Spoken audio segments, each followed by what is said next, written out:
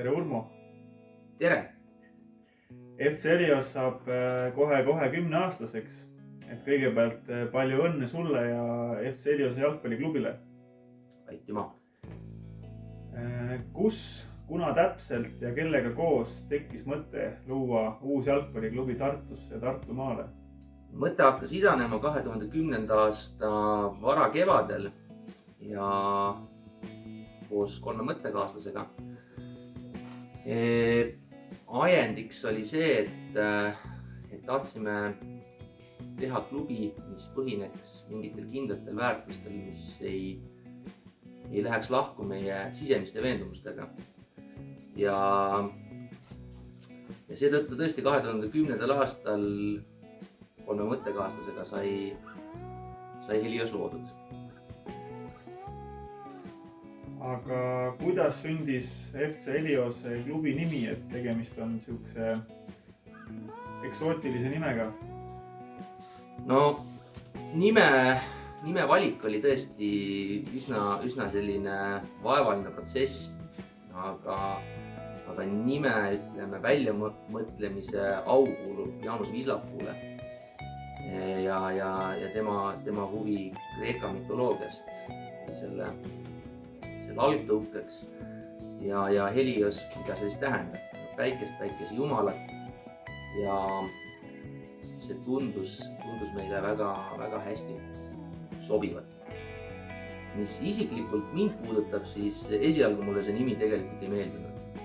Mõtlesin selle peale, et kuidas see kõlab klubi erinevatel arenguperioodidel. Kui vaimusilmas mõtlesime, et äkki kunagi mängime klubiga meistriliigas, siis kuidas kõlab näiteks Helios meistriliiga satsil. Võib-olla mitte nii kõlavalt. Aga sellega oli täpselt niimoodi, et kui Jaanus selle mõtte nagu välja käis, siis täpselt üks unetu öö kulus minul selle nimega harjumiseks. Et mäletan väga hästi, et oli üks selline öö, kus und lihtsalt ei tulnud ja kogu aeg ketrasin seda Heliost oma peas ja lõpuks mul hakkas see nimi vägagi meeldima. Aga kuidas, sealt edasine protsess, et alati klubi loomise juures on hästi tähtsad sellised sümboolika, et värvid, logo, et väärtused, nagu sa juba mainisid, et kuidas need sündisid? Klubi värvid tulenevad ikkagi selgelt päikesest. Päikese erinevad värvid ja toonid sisaldavad kollast ja punast. FC Heliose logo koosneb erinevatest sümbolitest, mille põhimotiiv on kilp. Kilbi peal peegelduvad päikesekiired, siis tuleb ka Kreeka mütoloogiast ja nimest. Ja sümbolina pall kilbi keskel ka nii-öelda päike. Logo tehnilise teostuse tegi meil hea sõber Jaak Härma ja ma arvan, et see logo on üsna omanäoline ja kindlasti meile väga sobilik. Kui te klubi alustasite, siis ilmselgelt alustasite seda koos inimestega, sest asju teevad inimesed ja kes olid need, asutajad, kes olid treenerid, kes algselt siis klubi vedama hakkasid? Heliose algus sai 3 mõttekaaslasest, Jaanus Vislapuu, Siim Sarv ja mina. Ja kõik me olime ka treenerid ja üsna kiirelt tuli ka tegelikult juba see treenerite, tulid järgmised treenerid peale. Maiko Tamme näiteks on üks esimesi treenereid meil. Kui suur klubi üldse alguses oli, et mitu gruppi teil oli, palju umbkaudselt või kui mäletad täpselt, palju oli laste arv? Me alustasime 4 grupiga ja laste arv oli 85. Ja kus olid peamised treeningpaigad? meil oli Kõrvekülas üks grupp, aga ülejäänud 3 gruppi olid Tartus. Me teame ka seda, et Võrus toimetab samanimeline jalgpalliklubi, et Võru FC Helios, et kuidas on see Tartu FC Heliosega seotud? No meil on ühisosa päris palju. Meil on samad väärtused, meil on sama sümboolika. Algusaegadel oli ka osaliselt treenerid samad. Jaanus tegi treeninguid ka Tartus. Ja eks edaspidi me oleme moel või teisel ikka koostööd teinud. Mängijate vahetus, kes vanustes on Võru poisid mänginud Tartu eest ja ka vastupidi ajaloo jooksul. Kui te 10 aastat tagasi klubi alustasite või tegevust alustasite, siis kas seadsite ka omale eesmärk, et millised te võiksite olla 10 aasta pärast? Ja millisena te tahtsite üldse Heliose klubi näha? Algusaegadel, tunnistan ausalt, ega väga palju aega unistamiseks ei jäänud.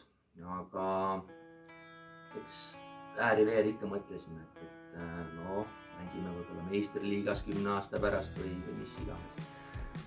Reaalne elu on muidugi midagi muud ja eks sellele 10 aastale tagasi vaadates võiks siin mingid paralleelid tuua Tõe ja õigusega, kus Andres aastast aastasse maadles oma kivide ja kändudega ja eks mingis mõttes see klubi loomine ja see areng väga hästi nagu kannatab võrdlust sellega.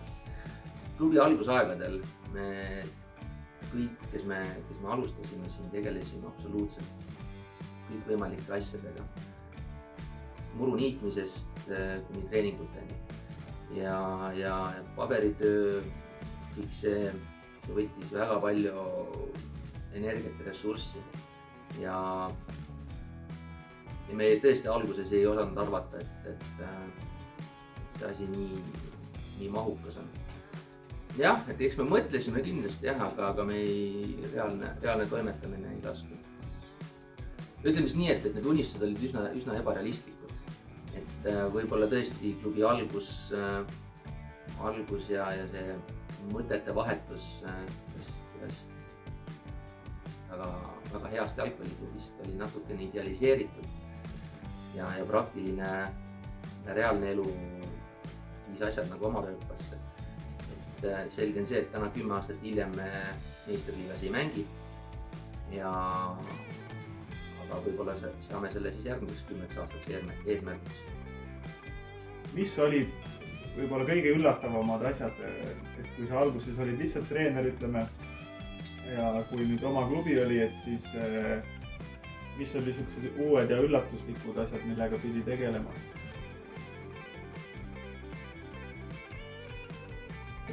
Eks võib-olla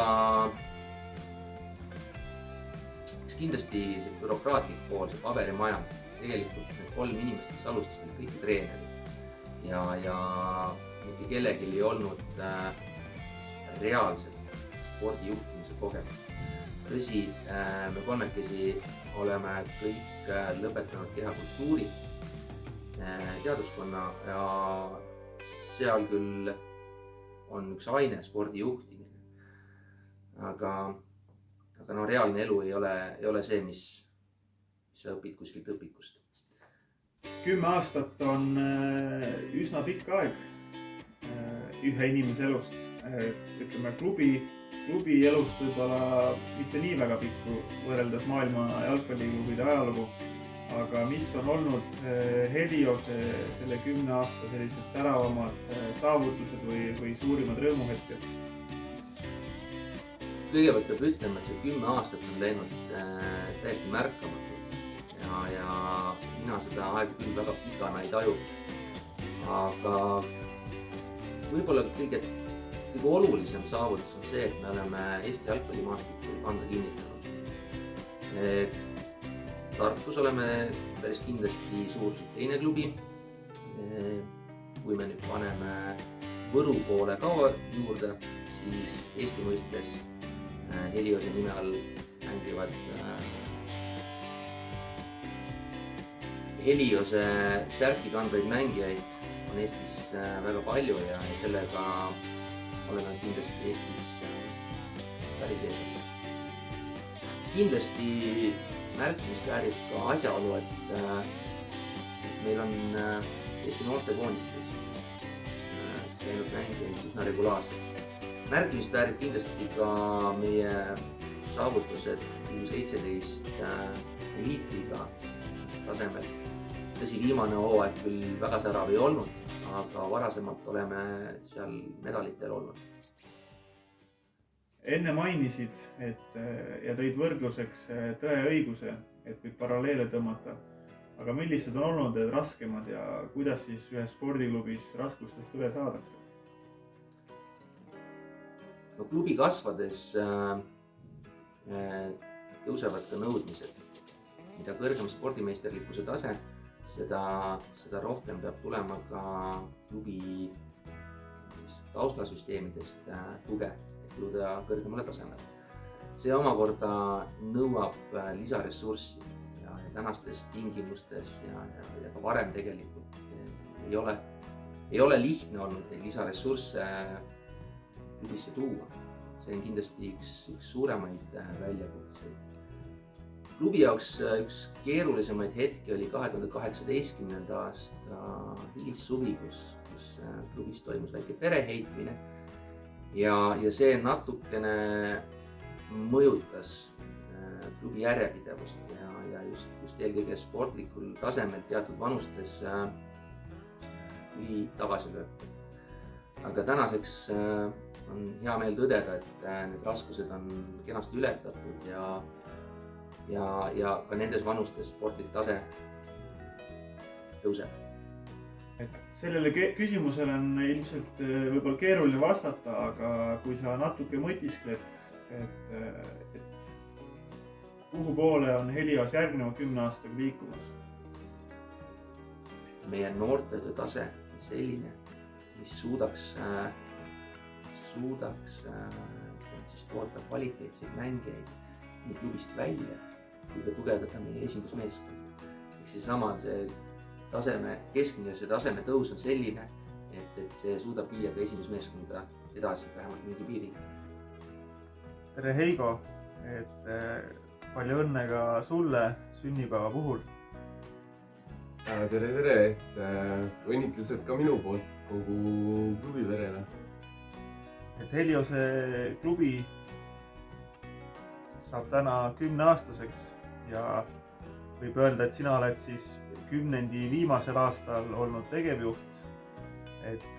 Kuidas hindad klubi hetkeseisu ja kui suur töö on varasemalt ära tehtud? Mina liitusin toimiva klubiga ja esimesed kasvandikud on juba meheikka jõudnud, kuigi mõned vanuserühmad on veel klubi terviklikust püramiidist puudu, mis tähendab, et natukene on vaja ka veel kvantiteeti kasvada. Üldiselt jalgpalliklubi ja selle areng on alaline protsess, mis toimub kogu aeg. Tehnoloogia areneb edasi, teadus läheb järjest täpsemaks, inimesed muutuvad. Et sellist asja nagu täiesti valmis jalgpalliklubi ei olegi olemas. Et nüüd aasta aega oled ka toimetanud asja juures olnud, et kuhu on uued suunad võetud või sihid või eesmärgid, et kuhu näiteks siin lähima 3-5 aasta jooksul jõuda soovitakse? Nüüd on see, kus on toimiv masin vaja jupi haaval läikima lüüa ja õlitada. Meie pakutav teenus järjest paremaks muuta. Me oleme pannud paika kvantiteedinumbrid, et kui mitu gruppi, mis vanuses olema peaks ja kui suured need grupid on. Lähima 5 aasta jooksul on klubi püramiid kasvanud terviklikuks ja kvantiteet on saavutatud. Järjest enam keskendume kvaliteedi tõusule. 5 aasta pärast tahame olla olukorras, kus Eesti tippklubid ja suuremate jalgpalliriikide klubid vaatavad meie noormängijate suunas. täna dikteerib meie elu viirus, et loodetavasti varsti on viirus taandunud ja saab elu normaalselt jätkata, et millised on selle aasta eesmärgid, kui saab jälle tööle normaalselt hakata? Koroonakriis on meie arengutempot aeglustunud. Selle aasta suurim väljakutse on uuesti tempo ülesse saada. Aga see ei tähenda, et me ei saaks oma eesmärkide poole sammuda ka kriisi ajal.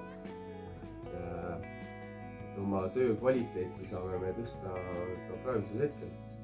Ilmselt sellele küsimusele on natuke keeruline vastata, et küsisin sama ka Urmo käest.